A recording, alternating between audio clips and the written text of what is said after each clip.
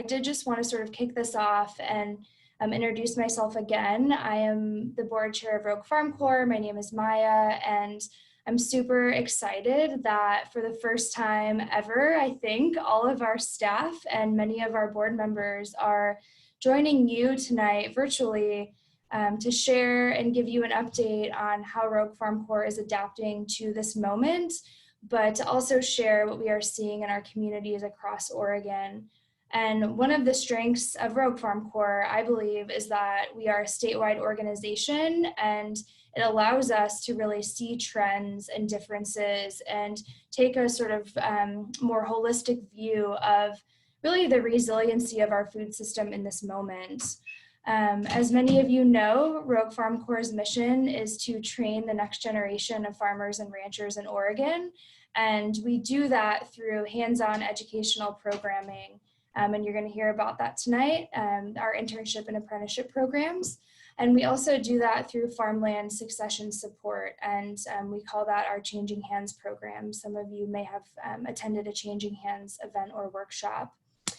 And I'm excited for you to see all the ways in which our mission is manifesting in our communities across Oregon, especially during COVID. I also want to just take a moment and acknowledge that we've had a pretty major organizational change that has happened throughout COVID, which is that we have a new executive director. Her name is Abigail Singer, and she has been with Rogue Farm Corps as our development director for the last 4 years and took over the ED role from Stu, who has been leading the organization for the last 11 years and made significant contributions, both internal to the organization, but just in the broader food system in Oregon and honestly the nation. So the good news is that Stu is still with us. He's still on our team, and he is now co-leading the organization as assistant director alongside Abigail. So with that, I am pleased to introduce to you Abigail Singer. Cool, thanks, Maya. Hello, everyone. I'm really excited to see so many faces here. As mentioned, I've been with Rogue Farm Corps for the last 4 years or so. And yeah, I'm also really looking forward to sharing some updates with y'all tonight about how we've been adapting to this moment and just share some of the changes we're seeing in our food system. For those of you I have not met yet, I wanted to just take a minute to introduce myself. I grew up in Chicago, and I have a background in community organizing, coalition work, and group process work. Over the years, before kind of getting into food systems work and nonprofit development, I did a lot of community organizing and coalition work around environmental justice and climate justice issues, both locally in different parts of the country and nationally. And I have been in the Portland area now for the last 9 years, in the last 4 of those with Rogue Farm Corps. I also want to say I'm just super grateful to be a part of this team, really all the time, but especially now as we're navigating this pandemic together.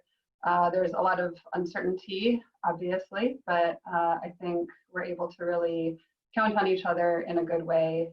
And yeah, I have a lot of appreciation for the folks in this organization. And over the last couple of months, we've been reaching out to our broader network of farmers around the state to learn more about how they've been affected by COVID-19 and what kind of support they need to weather this time. And based on what we're hearing, we've been compiling different kinds of resources and making those available to folks. We've been helping farmers navigate different COVID-related rules and social distancing protocols.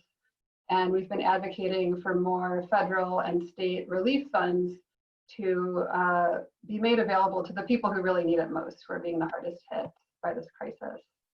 And we've also been hearing about all the ways that small farmers are really stepping up in this moment and pivoting their business models, getting more crops in the ground, and just really rising to the occasion to feed our communities at the same time that we're seeing the more centralized industrial food system kind of breaking down and failing to adapt to all the changes that are happening. The current pandemic, is not the only major crisis we're going to live through, right? We're entering an era of climate change, and our ability to adapt is going to become increasingly critical. And related to that, I feel like we're learning a lot of important lessons from the coronavirus. One is obviously how interconnected we all are right now. And another is really how broken a lot of our systems are, including the industrial food system. Folks have probably seen a lot of the news stories about crops being plowed under and milk getting dumped and a lot of food going to waste. And in places like meat processing plants, we're seeing how this pandemic is making already unsafe working conditions just even more unsafe, as folks who are deemed essential workers are being required to take on a really disproportionate amount of the risk, both for their own health and the health of their families. And it's not limited to that, obviously, really all across the food chain, we're seeing the pandemic just amplify these already existing injustices. And so the need to transform our food system, I think is really more clear than ever, not just to those of us who have been raising these issues for a long time, but really to a lot more people as well. So I think that part of our work right now is to really figure out how we can collectively leverage this moment to make sure it's not just, a temporary blip where we're seeing a temporary increase in demand for local food, but how can we really make this a turning point? So at the same time, we're sort of developing strategies to build more lasting support for strong local food systems and regional food systems. We are also, continuing with the work that we do every day that's always important and that's just as important now. So that's, our training programs where people get a full immersion, hands-on education in farming. And we'll hear a little more about that in a bit and some of the adaptations we're making to our training programs. Our other area of work is our Changing Hands program, and that focuses on intergenerational transition of farmlands. And when I became ED earlier this year, we were planning on hiring our new program director over the month of April.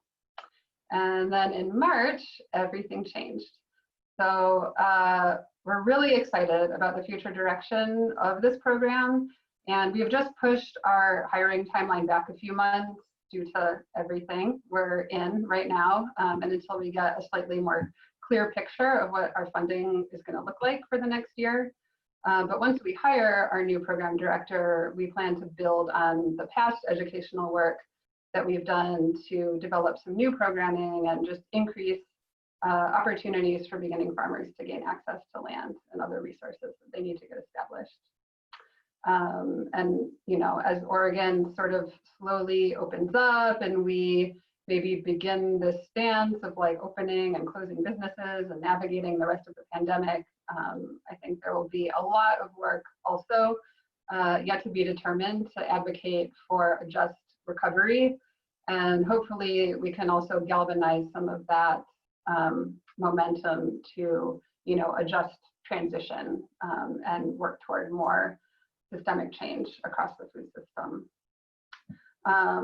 So on the topic of advocacy, I am now going to hand it off over to Stu, who has been really active in some of our advocacy efforts. So yeah, Stu, take it away. Great. Thanks, Abigail. Nice to be here with you all this evening. Again, my name is Stu O'Neill. I am the Assistant Director of Rogue Farm Corps, and I am based down here in the Rogue Valley where the organization got our start. So I'm going to talk a little bit about some of the early work that we've done to address the COVID situation and advocacy front. So in the early days of the pandemic, we recognized pretty quickly with the shutdown of our economy that there were likely pretty significant impacts to farmers and the local food system. Many of you know there have been a number of bills and stimulus packages promoted and passed in Congress. And at the state level, they're discussing things as well. There's sort of an alphabet soup of different programs there. And so early on, we dove deep into the realm of these COVID relief bills to see how they could support farmers in our communities and farm workers and essential workers and help them navigate the complexities of these new programs. So we've learned a lot about things like the Paycheck Protection Program and the Economic Impact Disaster Loans through the Small Business Administration. Right out of the gates, we had to work with partners to advocate for the inclusion of farmers in the Small Business Administration's Economic Impact Development Loan Program. So we helped co-coordinate some action alerts to our congressional delegation here in Oregon and beyond. We were successful in that mission. The initial EIDL program did not include farmers, and that has since changed due to pressure coming from Congress. So the SBA was able to pivot and include that. So that's really a great example of how citizen action and rallying together, we can make changes happen. One of the other big programs that came out of the second stimulus bill, which is called the CARES Act, was a program called the Coronavirus Food Assistance Program, or CFAP. And the CFAP program includes a number of different things, but in one of the biggest parts is a $16 billion direct payment program to farmers for loss of markets. So as you all know, with the shutdowns of restaurants and other markets like farmers markets shutting down temporarily, there was some pretty significant impacts to farmers' ability to sell their food. And we've been waiting and advocating for the USDA to do better on this program. We just got the initial guidance released this week on the CFAP program, and unfortunately, it leaves a lot to be desired. So we're still waiting for direction from some of our national level partners, particularly at the National Sustainable Agriculture Coalition, about how we can push back on that program. It goes live this coming week, and the restrictions and paperwork requirements are such that it's going to probably leave a lot of local and regional direct market farmers out of the equation, which is very unfortunate. So there's going to be continued need to push for direct assistance to farmers that have lost due to market shutdowns. And we will keep you posted on that as we go. We've also recognized the need to partner with our allies that are working particularly at the forefront of essential workers. As folks probably know, a lot of our essential workers may be undocumented, and most of the coronavirus assistance programs that have been released through Congress do not include support for undocumented folks. And so our partners across the state started the Oregon Workers Relief Fund. And we've been sharing information about that and helping promote that effort. And just recently, the MRG Foundation in the state of Oregon made some pretty significant initial investments into that program, which would provide much needed relief and support to undocumented essential workers who are being left behind in the moment. And then lastly, folks have probably heard that the House passed what they're calling the HEROES Act, which is the next phase of COVID relief programs. It's another $3 trillion bill. And there's likely going to be a pretty significant need to push the best parts of that bill through the Senate, because as of now, the Republican leadership in the Senate is not interested in seeing any of the HEROES Act provisions passed through. So we're dissecting that bill along with our partners and looking at the best of the best parts and trying to make sure that we advocate for inclusion of those in whatever final bill gets through Congress eventually. Matt, can you switch to the next slide, please? And then in addition to that, in the early days of the disaster, many of us got involved in local mutual aid programs and efforts in our local communities. And right here in the Rogue Valley, we were able to coordinate support for communities down on the lower Klamath River that were struggling with food security long before COVID, but certainly more exacerbated by the COVID situation with the shutdown of markets and travel. So we used our resources and networks to leverage support for the efforts that they've had down there on the lower Klamath River to establish community gardens and community farms, connecting with farmers and seed growers to get them seeds and starts, and help them share best practices for their community gardens. So there's a lot of work still to be done in the advocacy realm, and I encourage you all to sign up on our list to stay up to date. And with that, I will pass it to Matt Gordon, our Education Director. Thanks, Stu. So yeah, I'm Matt Gordon. Thanks for being here tonight, everybody. I am the Education Director with Rogue Farm Corps, so I manage our farmer training programs. We have an entry-level internship program and an advanced apprenticeship program for people who want to get real-world experience. We partner with existing sustainable farms in regions in Oregon, and our participants typically live and train alongside those host farms and get mentored day to day. Now, typically our program involves also our participants in on-farm tours and classes and discussions where we get together with all of the participants in each of our chapter locations for half to full day long field trip events. As you can imagine, this year so far has been different. We are applying federal and state guidance to our program events, and so far this has meant that our program events have switched over completely to online events.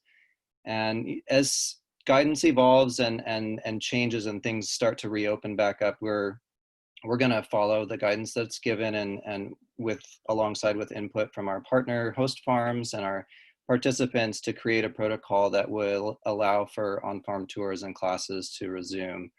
And we are in that process right now, and we do feel that those events can be done well and keep everyone safe. So far we've used Zoom for our orientations, our internship classes, our apprenticeship classes. We've had great classes so far on soil and propagation and greenhouses and yoga and history of the US food system and a couple other things. We've got several coming down the pipe. And we've had pretty good feedback so far and appreciation of us kind of dealing with the situation that we have and making the best of it in the online setting. We've also, instead of in-person farm tours, we've been doing online farm slideshows and videos. And I think we've had 3 or 4 of those so far and more coming up. Another important part of our program is participant to participant connection and discussion times. And it's been a little tricky to have those, but we have managed to do that over Zoom several times. And we also try to stay in touch with our participants individually by responding to their regular reflections that they turn in and offering support as desired via phone and text and email. So we are hearing that people are definitely missing the social aspect of our program. You know, people are desiring to meet up in person and get to know each other a little bit better, but people understand that we're doing the best we can given the situation. And we're also hearing a lot of appreciation right now from our participants just about the opportunity to be living and learning at a farm during this period. I think for a lot of people, it feels like a safer setting than maybe what they would have been doing otherwise. I want to talk a little bit about just what things are like on farm.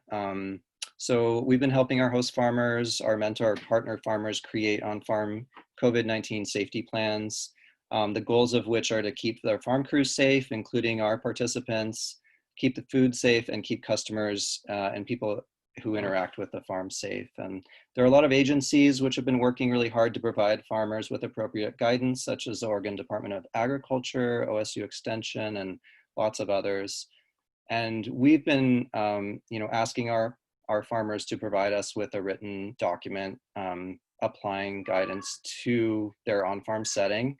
And if they need help with that, we're there for that. We're happy to get on the phone with them and work out what makes sense for their farm. And generally, as you would imagine, this guidance focuses on, not coming to work if you're sick, frequent hand washing and sanitizing of hands, physical on-farm distancing and in vehicles, wearing face coverings, and then cleaning and sanitizing common use high-touch surfaces. As far as food safety, it is not thought that COVID-19 is spread via food. The FDA says that they're not aware of any reports that suggest that COVID-19 can be transmitted by food, but they say it's always important to follow good hygiene practices. obviously, to be safe. And so generally, farms already have on-farm food safety plans and protocols that mitigate against transmissions of pathogens. However, so this outbreak, I think, in my view, is reinforcing and strengthening these protocols for farmers. And COVID-19 does present risks, obviously, to farm crew members. And so people are taking more precautions, as I said, distancing and hand washing and such. And in terms of how it's affecting our participants, people are isolating in advance and after arriving at host farms to ensure the safety of everyone at their host farm. And then after a while, in some cases, are sort of combining with their host farm into a residential household after a period of isolation. And then, you know, it can make on-farm training a little bit more challenging if there is the 6 foot of distance involved, but we haven't heard that it's insurmountable in any cases. And so it's just an added layer of caution, but people are still getting great training on farm. So I think with that, I'm going to pass it along to Flynn. Hey everyone, my name is Flynn Olivares and I am the Portland chapter coordinator with Rogue Farm Corps. So I am the contact person for the host farmers in the Portland chapter and the program participants in the program chapter as well. This next section, we're going to highlight different themes and trends that we're seeing with farms in our networks in response to the COVID-19 pandemic. So first theme here is business adaptation. So looking at how farm owners and employees are bending and shifting with the times. And we're seeing a lot of folks turn toward online food hubs in order to sell their produce, their dairy products, meat products, herbal medicine. Shopify is an online platform that provides tools to help farmers either start an online business or move their business online from a pre-existing model. And they help with marketing and branding, management, and finance.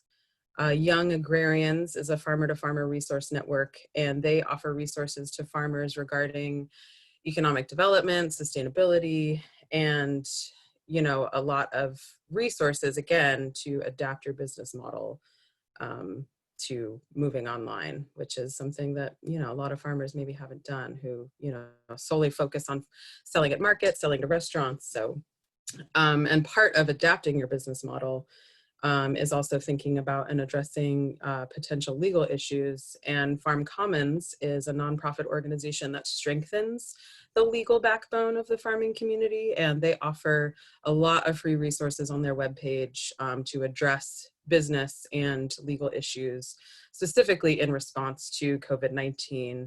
Some of that includes launching a CSA during a pandemic, looking at risk assessment with various distribution methods.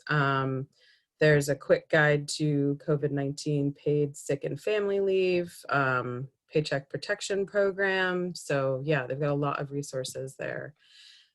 And the National Young Farmer Coalition also has a PDF titled The Farmer's Guide to Direct Sale Software Platforms, which is a big title. And it's essentially a pretty easy to read spreadsheet. And there's a lot of different farm specific sales platforms. And it's just broken down into sections. And yeah, just a really great resource for farmers who want to move to an online platform.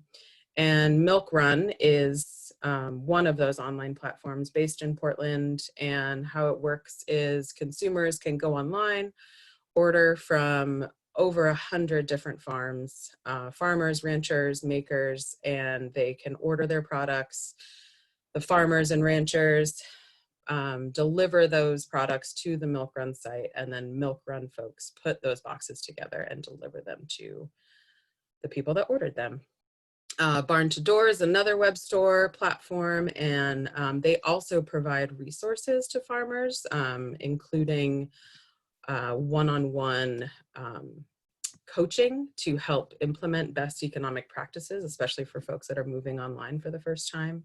And where Milk Run is farm to consumer, Barn to Door will also facilitate farm to wholesale. And they don't take any percentage of gross sales, which is pretty cool. Lane County Bounty was founded by Shelley Bowerman of Moondog Farm. And again, just another online platform for folks to purchase vegetables, pantry items, meat in the Lane County area. And there's deliveries, yeah, all over Eugene and Springfield. I think there's 8 drop sites. So lots of accessibility. Next slide, please. Weekly produce boxes. I've seen a lot of these pop up across the state, definitely here in Portland as well. It's, you know, it's farmers responding to, you know, the urgent growing need for fresh produce to get to people. Vibrant Valley Farm, owner Kara Gilbert, I work there part-time, and she and I were standing in the field kind of when this pandemic was starting, and she was like, okay, I think I'm gonna start a weekly share box and just have a sliding scale and just get these boxes out to people every week. And she said, there's food in the field and it's gotta go somewhere. She was like, I'm not tilling it under, we're not doing that. So we, started filling up boxes weekly and really just using social media, really, to get the word out. Public forums, closed groups, and yeah, there's no hub or middle person involved. It's just direct service to consumers. You know, and CSAs are definitely at an all-time high right now, and Gia is going to cover some of that in the next section. And these weekly boxes are just a little more accessible in terms of timeliness, and there's no initial buy-in. Sometimes CSA can have an initial buy-in. That's a pretty daunting number. But yeah, these weekly boxes are a pretty great option. Sanctuary Produce Farm over in Dallas, Oregon also started a sliding scale weekly box delivery with drop sites in Portland. And In the Weeds is a mutual aid group that started here in Portland by 3 chefs who basically ran businesses doing pop-up events and catering, which aren't happening right now. So they started a GoFundMe to raise $10,000 to finance the program to get food to people through the summer and up into early fall. And they've got applications online, and they prioritize folks that are high risk, so food insecure folks, undocumented folks, and they're delivering them all across the city. And next slide. Last thing is just pop-up markets and farm stands. People are just trying to come together and sell their produce to people, get people fed. Stacy Givens, who runs Side Yard Farm up here in Portland, had a whole crew of volunteers organize a pop-up market, and you know, people were waiting in line 6 feet apart. There were 20 people let in at a time, and they calculated that based on the square footage of the space. And 20 people were let in every 20 minutes. Everything was pre-bagged, pre-weighed. There was produce, coffee, medicine, all kinds of stuff. And then farm stand over in Sisters, Mahonia Gardens, which is one of our host farms. And they opened it up. They've been planning it for about a year, but they had an accelerated opening in response to the pandemic so that they could get food to people. And it's all local produce, mostly from their farm, and also other farms in the Central Oregon network, including Seed to Table, which is another farm in our RFC network. That's about it. So I'm going to pass it off to Gia. All right, thanks, Flynn. Hi, everyone. I am Gia Matzinger. I'm the Central Oregon Chapter Coordinator over here in Sisters, close to Bend. And I'm just going to talk a little bit about the way that farmers in our networks are faring despite, the threat of breakdowns in the food supply chain. So for the most part, farmers in our networks are participating in pretty short supply chains. There aren't a whole lot of intermediaries involved in the sales of their products, whether that's middlemen or transportation or processing. And as people are cooking more at home with fresh foods, they're avoiding the grocery stores, or they're worried about empty shelves at food stores. They're really wanting to purchase more directly to the source of where that food comes from. So in a broad generalization, the farms that are able to accommodate those more direct local sales are seeing more business. And it's not just in Oregon. There's been several articles written about it in the New York Times and Washington Post and the like, observing that small diversified farms are better suited to meet these needs because they either already sell direct to consumer or a very similar model to that. And so they, and also that they can put into place some pretty creative business shifts and do it pretty quickly because they aren't subject to the complications that can come with longer supply chains. Of course, I want to recognize that that's not the case for every farm business, but it's somewhat of a general trend. So CSAs are definitely gaining in popularity. I assume, well, maybe not everyone is familiar with this model. It's a community-supported agriculture program where folks pay up front, they invest in a farmer's production at the beginning of the season, and then they get a weekly pre-packed box of food from that farm in return. And typically the farmers choose what's in that box. There's been a huge uptick in memberships and people adding wait lists to their programs, selling out, or doing CSAs for the first time this year. A lot of new interest in that. There's actually a great resource that was put together by PACSAC, P-A-C-S-A-C, if folks are interested in reading about CSAs. That's at oregonstate.edu/CSA info. But basically, so farmers are also implementing some pretty creative options to their CSA models to accommodate their customers, and they can make it pretty particular to their business because they're really only answering to their customers and not these bigger buyers. And some of those things include product add-ons from other farms. Home delivery is really popular. Week-to-week ordering, where customers don't have to commit to every week in the season. And there is some concern, though, that with all of this customization, we might be rising the expectations for CSA models in the future, as well as it being extra effort and labor for the farmer to implement these customizations. And yeah, this is just a picture on the right here of a drive-through CSA pickup for Barking Moon Farm at Stu's house. And then on the left there, Vibrant Valley Farm packing up boxes. Okay, next slide. So I just want to recognize that, some suppliers and distributors have been particularly helpful in keeping our farms afloat. Some farms out here have been seeing increase in their orders, in some cases by 5 times the amount they typically provide at this time of year.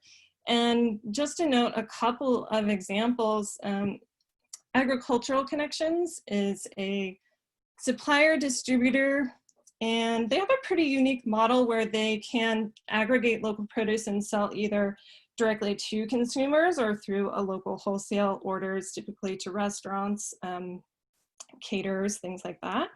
And their weekly produce box orders have increased 4-fold since the pandemic started. So that translates to quite a bit more orders for farmers. And Central Oregon Locavore is another local food store here, and they saw their sales double in March. And you know, it's not only for veggies, they saw a lot of increased demand for local meat, and they are actually, they're raising money for 3 new freezers that weren't able to withstand the increased activity of people opening and closing the doors all the time. And, you know, unfortunately, that speaks to the bigger issue of meat supply in our local areas. There's a lot of ranchers that just aren't able to secure processing dates in local meat processing facilities because they are understaffed and accommodating bigger orders. Okay, next slide. So Fry Family Farm is a host farm in the Rogue Valley chapter that's gearing up to get a lot of food out to families through the Farmers to Family Food Box. And that's, it's a federal coronavirus farm assistance program where the USDA basically buys fresh food from the farmers that would have been destined for restaurant sales or bulk purchases. And it's then boxed up and distributed to families in need with the help of a local nonprofit. So Rogue Valley Farm to School partnered with Fry Family Farm, and they're gonna arrange for 2,000 fresh fruit and veggie boxes to be delivered to families in 3 school districts per week over 12 weeks. So it should get a lot of food out to families, and it should be a neat experience for the apprentices that are training there this year. And I am going to hand it off to Elizabeth next. Thank you, Gia. Hi, everyone. My name is Elizabeth Tobey. I use she, her pronouns. I'm the Rogue Valley chapter coordinator with Rogue Farm Corps. So I'm down here in southwestern Oregon in the traditional lands of the Shasta Tacoma people, as well as other tribes who pass through and use this land. And the theme that I'm going to be speaking to you about today is the community response that we've seen to COVID-19 as it's swept across our state. So to begin, I wanted to share some about farmers markets and how farmers markets are responding and adapting to the pandemic. As the governor's orders came out across Oregon, the Oregon Farmers Market Association did a lot of work to ensure that farmers markets would be seen as essential food distribution sites and not as social events or gathering spaces, allowing farmers markets to stay open as safe, open air access to essential food items. So for instance, in the Rogue Valley, our market had actually begun already before the pandemic hit, and they closed for 2 weeks to reassess and to establish new protocols, and then reopened with these new protocols in place. So some of those include having social distancing officers working at the market to ensure that people are keeping correct spacing, also having booth spacing farther apart to allow space for people to queue up in lines and not block other booths. Also setting up market booths in such a way that customers aren't allowed into the booths and customers aren't handling the produce. The vendors are handling all the produce and passing that off to customers. So those, along with some additional hand washing stations, encouraging people to wear masks. Those are some of the new protocols that we've seen in place in the Rogue Valley, in which I know that markets across the state are implementing as well. And along with that has been a big piece of kind of the consumer education around these protocols, and the cooperation that we're seeing from customers following along with those will be essential to keep markets open moving forward. And I believe that that's happening. I've heard good reports on people, selling a lot at markets. So next slide, please, Matt. The next piece I wanted to talk about with the community response is something probably many of us have witnessed, that there's an increase in gardening happening. People going into backyard gardens, community gardens, and starting like neighborhood gardening networks. And this is, I think, a response to a few things, one of them being a need or a desire for increased sense of local food security and knowing that you have food being produced in your local neighborhood. Also, people having more time at home, maybe having their kids at home and wanting to engage in a project like this. As well as I think also people are experiencing the kind of therapeutic qualities of working outside, getting their hands in the dirt and engaging in a really, tangible project that they can see the results of. So for lots of reasons, an increase in home gardening happening, which we're seeing reflected in sales at local seed companies. We've heard from several seed companies that, sales are just many times the usual rates. The Siskiyou Seed Company, a local seed company in Southern Oregon, actually had to close their online store for a few days just to catch up on the increased orders before they were able to reopen. We're also seeing an increase in plant starts selling. So farmers that we work with who produce starts for sale, selling many more than usual. In some cases, even making up for losses that they would have had at plant sales that were canceled, but that customers at their farm stand or at farmers markets are buying more plant starts. We've also seen, on a related note, the demand for medicinal herbs from some of our farms that we work with who grow medicinal herbs and Chinese traditional medicinal herbs. That the community response is turning to plant medicine for this pandemic, and so the demand for that is high, especially for locally produced products, because a lot of those, especially Chinese medicinal herbs, have not been available from China. They're selling out there. So again, having local and regional suppliers has been really important. So we can move to the next slide. And the last piece of the community response that I wanted to just highlight, which we've seen a lot of these kind of creative ways of staying connected. So like many people, farmers are really utilizing social media in new ways to stay connected and engaged with their community. And we've seen this happen, through offering tips and tricks and gardening classes, tutorials online. Seed to Table, one of our host farms that's been mentioned before, they do education programs as well, and for instance aren't able to run some of those programs in person that they normally would, and have adapted to offer an online gardening class for adults this season.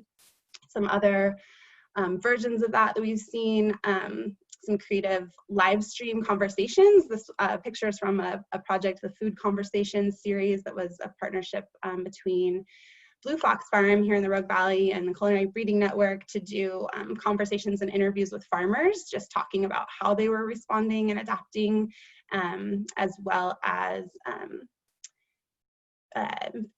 sharing that with other farmers and also the community who are interested. And then just creative funding as well. I think we're seeing a lot more kind of things being offered at sliding scale or pay what you can as a result of many people's economic realities shifting due to the pandemic, which just highlights that many people have very different economic realities to begin with, and so people kind of supporting each other in paying for boxes for people who can't afford them, and farmers in some cases even offering more shares available at low cost or optional payment. So that's all for me. I'm going to pass it back to Maya for some Q&A time. Thanks so much.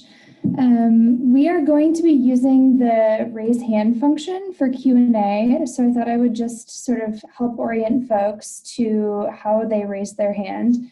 Back under the participants feature, you can find yourself, and there is you can either do more and raise hand, or there should be a raise hand button that you actually select to raise your hand, and we will unmute you. Alternatively, you can put your question in the chat box and I will ask it for you.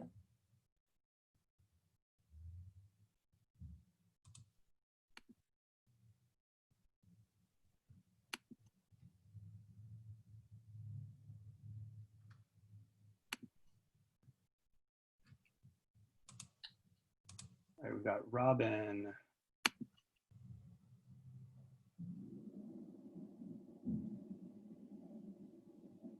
you, Robin. I'm trying to unmute you.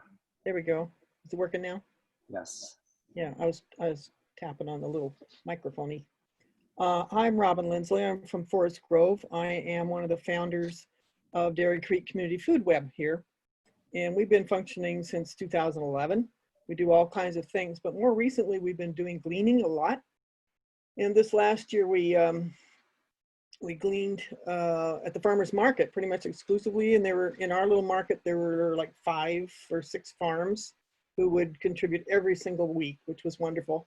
And everything we took went to the same pantry, although we had like 10 or 12 of them. And that was unique for us to keep track of what we were doing. But we ended up donating 3,000 pounds of food, which was remarkable to think about that, because, you know, lettuce doesn't weigh very much. But I want to say what we did when we had to cancel we had a very successful seed swap, and then we went right into working on our plant sale, which would have been the 4th annual year, and then we had to cancel it.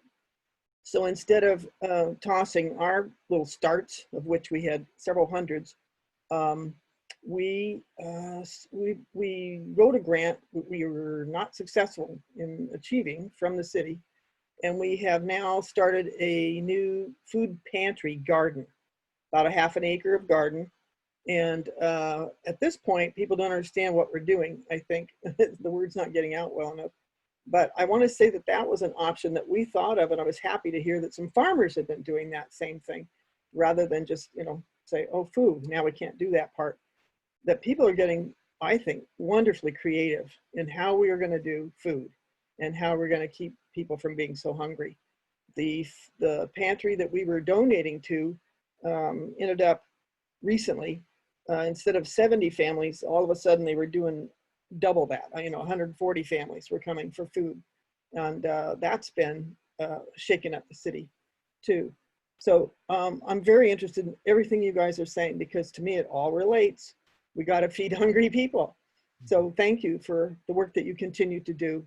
I've always enjoyed your presentations and your information that you share at the Farm to School and School of Gardens conference. I always love those things. So thank you, people. Thank you.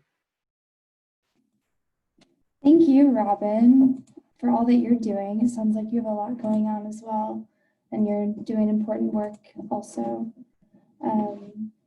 Matt, I can't see who has hands up, so there are questions in the chat box, but if there are also folks that No other question, no hands up at this point. Okay. Well, let's see. It looks like the first question that came into my chat box is from Kim. How much can we expect a local food system to evolve in Oregon? How broken is the centralized industrial food system right now? And I'm gonna give that one to Abigail. Yeah, that's 2 very good questions and 2 very big questions. Well, I'll throw in my 2 cents, and then if anyone else wants to chime in, feel free. I mean, I think there's a lot of possibility, especially right now, to build out our local food systems. You know, everything we've just heard about the explosion of interest in CSAs and local food hubs, I think is kind of pointing to the fact that people are realizing how broken the industrial model actually is. And, you know, we've known that it's broken for a long time in many ways, right? Like the mistreatment of workers, the fact that there are a lot of fossil fuel inputs into industrial agriculture, you know, socially, ecologically, in terms of workers' rights. There are a lot of systemic problems that have been going on for a long time. And now with the pandemic, we're seeing also just like a complete breakdown in like the ability to get food to people. So it's really hitting people right now, I think, on a more visceral level. And I think that's, I mean, it's a challenge, right? And it's really hard for a lot of folks. And I don't want to discount that and discount the difficulty of it. But it's also a big opportunity, I think, and an opening.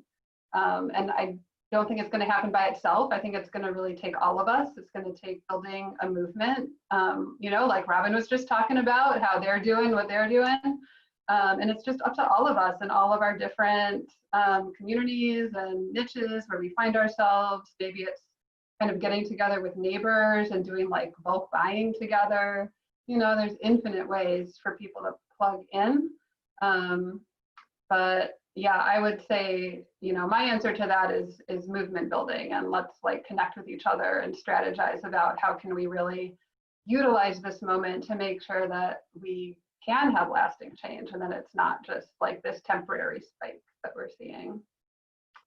Does anyone else, other Rogue Farm Corps folks, want to add on to that question? I would just say that I have heard the number of around 5% as in terms of how much food, like local short supply chain agriculture has been typically providing in the US as in terms of like the total amount of food. And I'm just thinking in my mind off the top of my head, if we're hearing stories across the country of farmers getting, you know, local farmers getting between like 2 to 10 times the amount of orders that they're used to getting, you know, some of them aren't going to be able to provide all of that. So it's like if that could somehow be continued, there's a large opportunity for more farms to get into the local food movement. So how that happens, I don't know exactly, but I just feel like there's a large opportunity right there. Mm-hmm. Yeah, I also just want to offer that our food system will evolve if we do, much like political systems evolve when we vote. Our food systems will evolve when we start voting with our dollars. So that's all I have to say.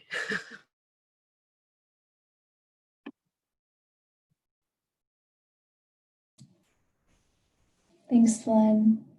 Looks like there's a question from Dean, which is, are farmers having problems getting the supplies they need? For example, seed, fertilizer, pest control products, equipment parts. I don't know, maybe Matt or one of the chapter coordinators, if you have a sense for what's going on there.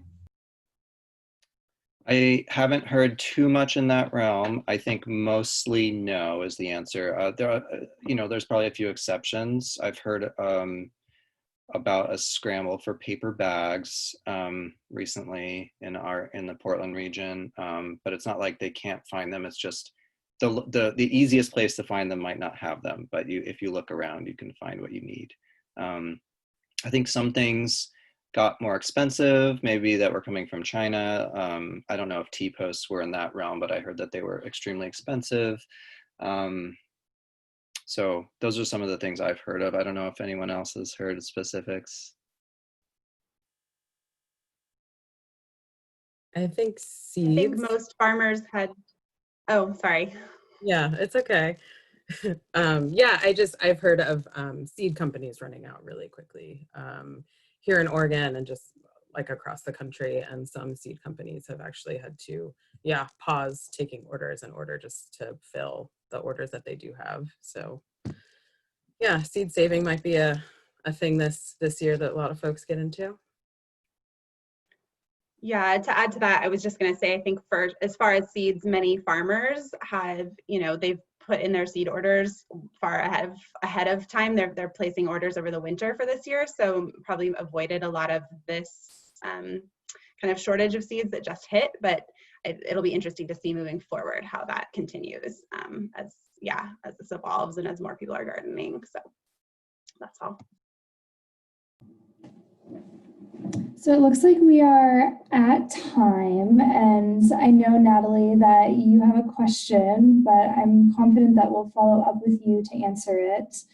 And just want to thank you all so much again for joining us, and know that this is an evolving situation. You know, counties are sort of loosening restrictions every day, and new stimulus packages are being passed. There's stuff happening all the time.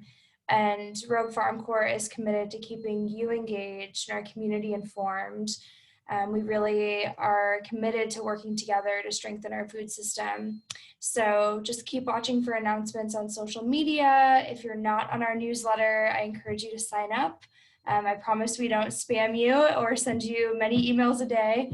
And just want to thank you all so much. And I don't know, staff or anyone else, if they have anything you want to share in closing, but we appreciate you all and thank you so much for being here. Yeah, thanks y'all. It's so great to see so many people tuning in and engaging with these issues. So thank you. Let's keep talking.